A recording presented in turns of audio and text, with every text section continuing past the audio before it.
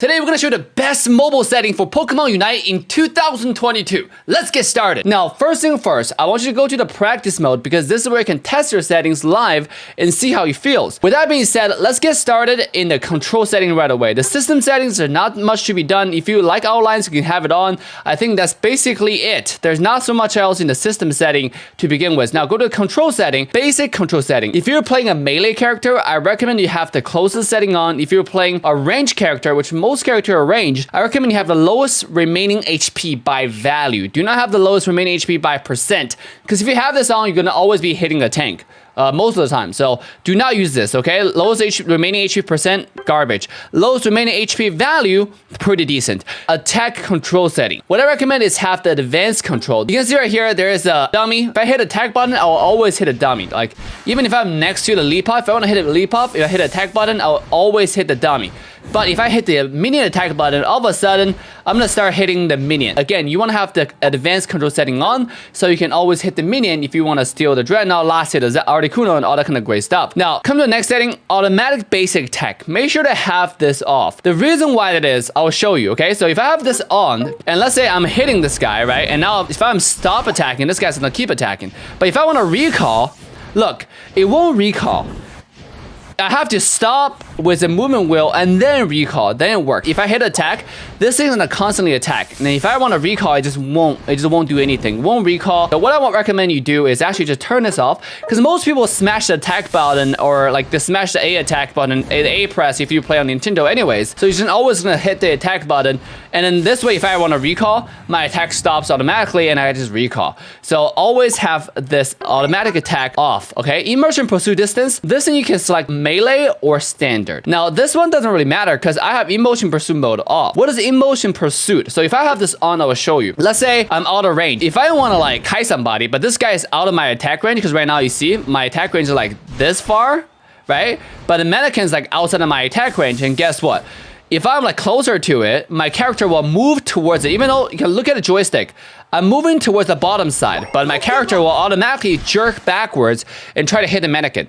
And that's not good, right? So you want to have this in-motion pursuit mode off, completely off. This way, the logic priority for the motion control is going to be your motion first. So you're going to move around first. And if you're getting your attack range, this way, if you hit attack button, you will hit the person that's only in your attack range. This way, you don't walk backwards and get yourself killed. So make sure to get this in-motion pursuit mode off. Okay, next thing, scoring control. I recommend have press button. Again, if you have hold, it's gonna be really cringe, because a lot of times if you, let's say, you get Articuno and you want to instant score, or you gotta roll them into their base, you want to instant score. If they have a quad control on you, holding the scoring button sometimes bugs. What you want to do is just have press button, so you can hit it and just score right away. You can see I hit it and just score. I don't have to hold it, right?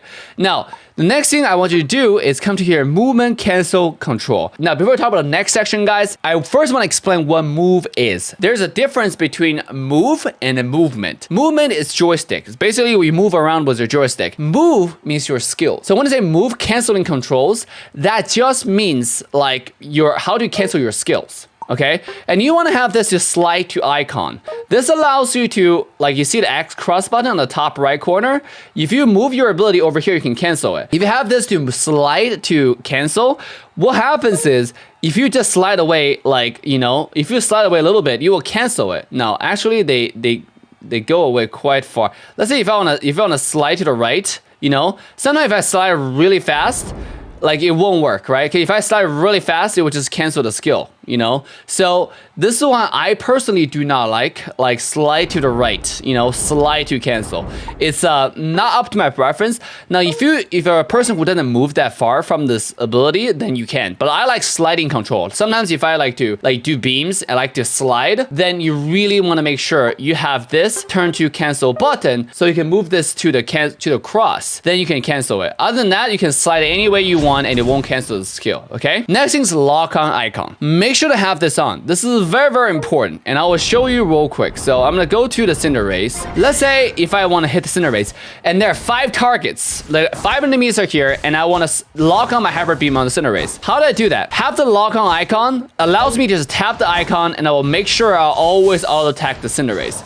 Obviously, this icon is super tiny, so it's not always accurate. If you tap the wrong icon, that is. Now, this links to another setting I want to talk about, which is going to be the move aim setting. You want to have this select your icon. The icon thing covers movement. It also allows you to select a hero icon. For example, let's say if I'm trying to like lock onto Cinder Race with my hyper beam, and there's 4 targets, it's really hard to be really accurate with my hyper beam.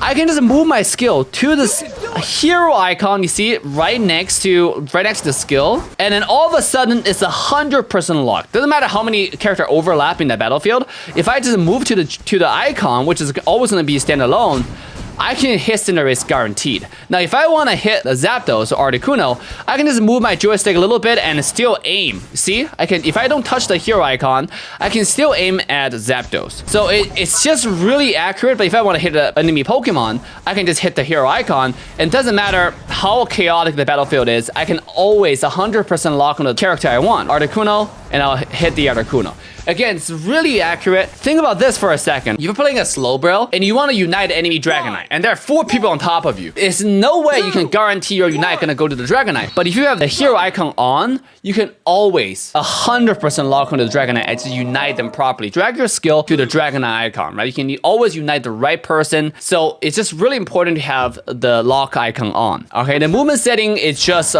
like a worse version of the icon lock on the move aim setting. Now, next thing regarding move panel sensitivity. This is basically how like sensitive you want your panel, your skill panel is. I usually have a little bit towards the higher side because I like to be like, you know, as flexible as possible. So it's up to your preference, whatever you feel like is the right way to go. But I like to have a little bit on the higher side. Now let's talk about the camera follow moves. This thing always have it on because let's say if you're coming from the top to bottom, you're attacking him, right? If you don't have it on, what happens is if you're playing a Gardevoir and you try to skill shot someone that's out of your range on the bottom side, because from the mobile device, if you look into the bottom side, it's really hard to pan your skills. Now, if you have this camera follow moves, what happens is, look, they give you a demonstration. If you move your skill towards the bottom side, it does drag the camera a little bit towards the bottom automatically, which helps you aim better. It's just a quality of life improvement, to be honest, this setting. Now, the next 2 settings are kind of interesting. The move aim follows movement direction, have it on. The move aim snaps to nearby targets. This one doesn't matter you have it on or off, it just doesn't work, okay? This does not help you whatsoever. Look, I will show you the difference. So if I have this off right now, and let's say I'm facing away from Cinderace, if I tap Dragon Dance, guess what? It still automatically dashes towards Cinderace. It still snaps onto the target, even though I have this move aim snaps to nearby targets completely off. You know, why is that? Look, I can tap Dragon Dance 100%. I'm just circling around this Cinderace. It just doesn't work. This setting is completely bugged. It doesn't do anything. So this, whether you have it on or off, it just doesn't matter. Now, the move aim follows movement direction. This is actually quite important. You want to have this on. Now, if you have this off, what happens is, let's say I'm moving away from Cinderace, I tap Dragon Dance. I'm still going to dash towards a freaking Cinderace, which sometimes it will get you killed. However, if you have this on, let's say you try to run away, right? Now, you can use Dragon Dance. It will always go to where your move joystick is facing. So this way you can use Dragon Dance properly. This is extremely important in the middle of the battle because you always want to use Dragon Dance starting from your center. You want to have this joystick to move from the center, and wherever you drag, you want to be accurate. You don't want this to snap to a target and then, like, you know, it's just going to be really buggy. I'm just a whole Dragon Dance to show you the default starting position. If I have Dragon Dance, if I hold it right now, the computer is recognizing the Dragon Dance to be moving towards Cinderace automatically. You see, like, just by holding it, it automatically starts where Cinderace is, right? And then I have to drag it all the way. Let's say if I'm moving away from Cinderace, I have to drag it all the way across. And sometimes it's just really buggy. You know, it's just really, really buggy. So if I have this off, and what happens is, let's say I want to move bottom, watch. You see that? Even though my Dragon Dance, I'm sliding towards the bottom, but it's actually moving upwards. Watch. One more time. See, I'm sliding towards the bottom, but it's moving upwards, moving to the side. Because why? Because it's actually targeting Cinderace first, and then it did a circle. So even though I slid it towards the bottom, but it wasn't moving towards the bottom side. It's very inaccurate. So make sure you have this on.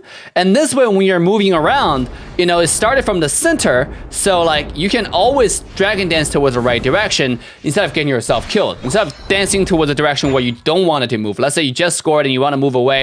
You can use a Dragon Dance because it's facing away from you. This is a very, very important setting to have it on. Remember, the move aim snaps nearby targets is useless and doesn't do anything. Next thing is the camera sensitivity. This thing just have it to slide. What it does is allows you to pan the map on the top right corner of your screen. You can pan the map like this, and it's really, really important. Really convenient. Let's say you're moving around and you want to see the battlefield. You can just have my index finger. You see where my index finger is?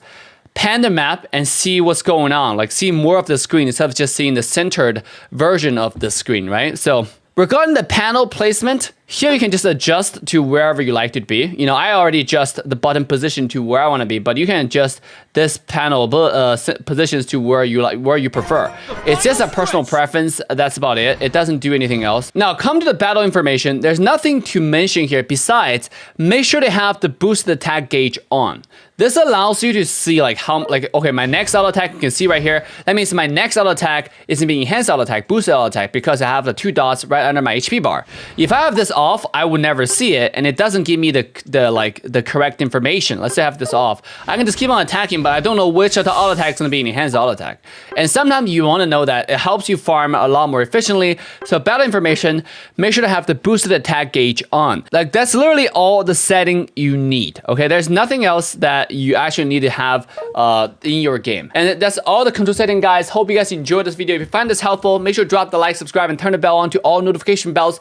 And remember to join us on our daily live streams with the link in the description where we share all the tips and tricks live and show you the top global 1 gameplay, the best quality possible. With that, I'm signing off. I will see you guys next time.